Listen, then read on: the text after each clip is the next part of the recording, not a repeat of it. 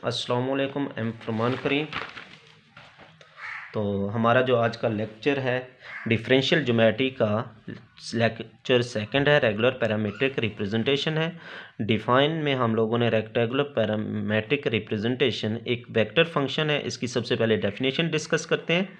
x is equal to X of T, T belong to I, interval है हमारे पास of T in an integral I with property of that, यानी कि एक vector function है, उस पर दर्जिल प्रॉपर्टी होल्ड करनी चाहिए। अगर होल्ड कर जाए तो उसे कहते हैं हम लोग रेगुलर पैरामीट्रिक फंक्शन है। अब पहली प्रॉपर्टी क्या है, हमने चेक करना होता है ये कंटिन्यूस है। अगर कंटिन्यूस है तो उसका फर्स्ट ऑर्डर डेरिवेटिव लेते हैं, तो अगर उसका डेरिवेटिव जीरो के इक्वल ना आए तो फिर हम लोग क्या करते हैं, उसकी मैग्नीट्यूड ले लेते हैं। तो जस्ट यही दो तीन कंडीशन हैं जो प्रॉपर्टी में हम लोग डिस्कस करते हैं। अब प्रॉपर्टी है if X of T of clean C1, clean यानी कि ग्रो को बोलते हैं, in I continuous first order derivative at every point of I. दूसरा क्या है, यानी कि अगर हमारे पास सबसे पहली कंडीशन ये कंटिन्यूस होना चाहिए। अगर कंटिन्यूस है तो फिर हम लोग उसका डेरिवेटिव लेते हैं। डेरिवेटिव लेने के बाद अगर वो जीरो के इक्वल नहीं आता तो फिर हम लोग क्या करते हैं, उसकी मैग्नीट्यूड लेते हैं। जस्ट यही इसकी प्रॉपर्टी में वो डिस्कस कर रहे हैं बार बार। तो अब हम लोग इसकी प्रॉपर्टी देखते हैं, सॉरी इसकी एग्जांपल पहला प्रॉब्लम सॉल्व करते हैं। आर हमें गिवन है, R is equal to 2 cos theta minus 1। Theta हमारे पास क्या है, ग्रेटर है जीरो से, लेस किससे है, 2 पाई से। Find the parametric representation in the rectangular coordinate and show that this representation is a regular, यानी कि ये रिप्रेजेंटेशन क्या है, हमने रेगुलर भी शो करवानी है, यानी कि हमने वही प्रॉपर्टी होल्ड करवानी है। अगर होल्ड कर जाए तो हम लोग क्या कहते हैं कि ये रेगुलर रिप्रेजेंटेशन है। तो अब पैरामीट्रिक फंक्शन होता क्या है, पैरामीट्रिक फंक्शन यानी कि जिसमें दो वेरिएबल के साथ तीसरा वेरिएबल भी इन्वॉल्व हो जाए, यानी कि एक्स वाई के साथ टी आ जाए या एक्स वाई के साथ जेड भी आ जाए, तो इस तरह के फंक्शन को क्या बोलते हैं, पैरामीट्रिक फंक्शन बोलते हैं।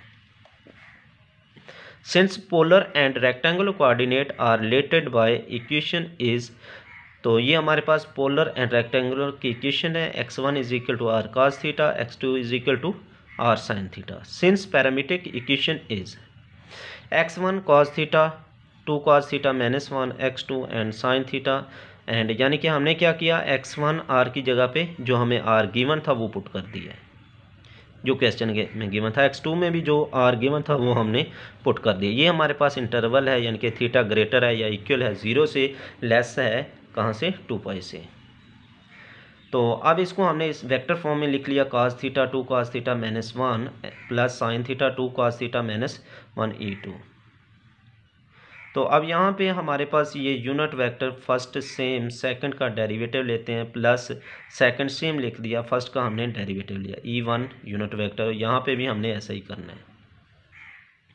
तो इस तरह से हमारे पास जब इस cos थीटा को मल्टीपल करेंगे, उसके बाद ये sin थीटा को मल्टीपल करेंगे, फिर ये sin थीटा cos थीटा आपस में, और इस तरह से माइनस sin थीटा मल्टीपल होता है, तो ये हमारे पास इक्वेशन बन जाती है -2 cos theta sin theta -2 cos theta sin theta plus sin theta -2 sin square theta plus 2 cos square theta minus of cos theta.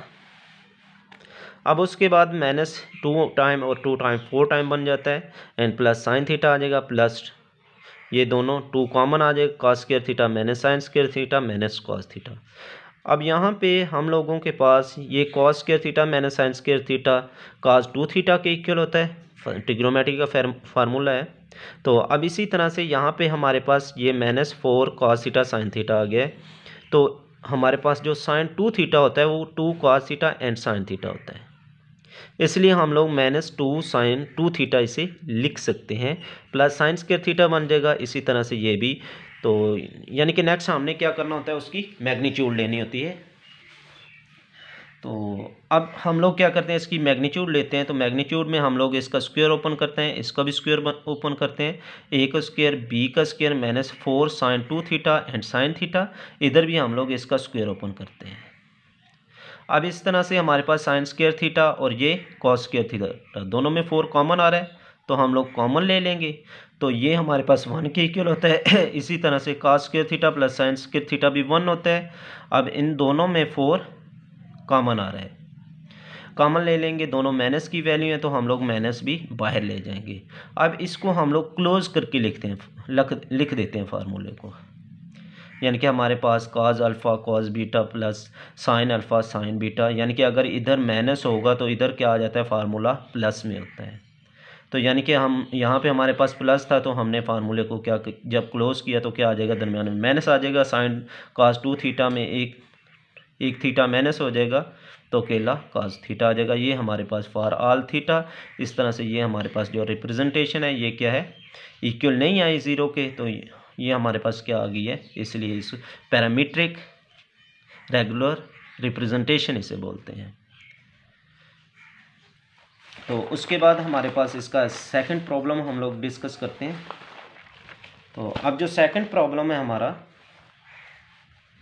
इसमें सेकंड प्रॉब्लम में वो कहता है शो दैट एक्स की वैल्यू है हमारे पास t e unit vector t का square plus 1 e 2 unit vector t minus 1 whole की power 3 e 3 unit is a regular parametric representation है for all t and find the projection on to x1 x2 and x1 x3। यानी कि x1 से x2 projection और x1 से x3 projection भी आप लोगों ने ड्रा करनी है।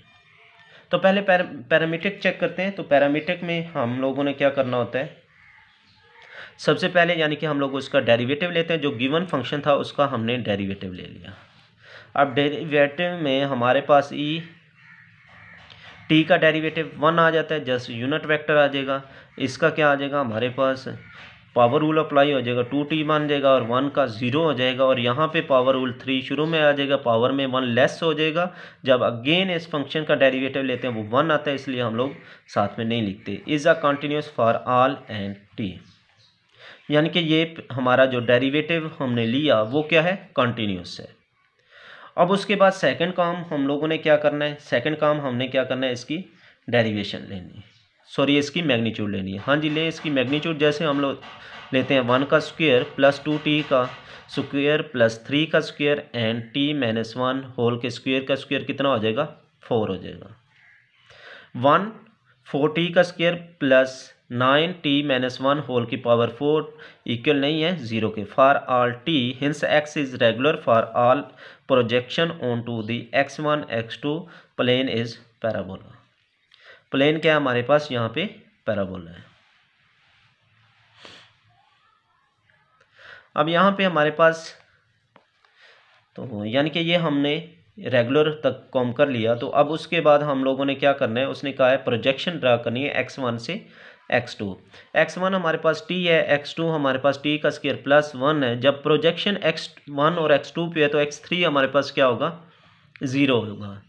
तो अब x1 किसके इक्वल है, t के इक्वल। t की जगह पे हम लोग ये वैल्यू पुट कर देते हैं। तो हमारे पास जो x2 की 1 2 की प्रोजेक्शन बनती है वो x2 is equal to x1 का स्क्वायर प्लस 1, क्योंकि x प्रोजेक्शन है जस्ट x1 2 पे, तो x3 हमारे पास क्या होगा, 0 होगा। The projection on the x1 x3 plane is cubic है हमारे पास।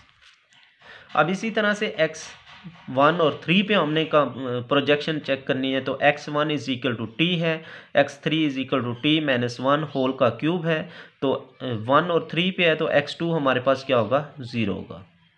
अब x3 हमारे पास t किसके इक्वल है, x1 के इक्वल है। हम लोग वैल्यू पुट करेंगे तो हमारे पास ये इसकी प्रोजेक्शन आ जाएगी। ये प्रोजेक्शन हमारे पास किस पे है, the curve is the intersection of the cylindrical, यानी कि x2 is equal to x1 का स्क्वायर है और दूसरी x1 का स्क्वायर प्लस 1 एंड दूसरी क्या हमारे पास x3 is equal to x1 minus whole का क्यूब है। ठीक है बेटा, बेस्ट ऑफ लक एंड अल्लाह हाफिज़। तो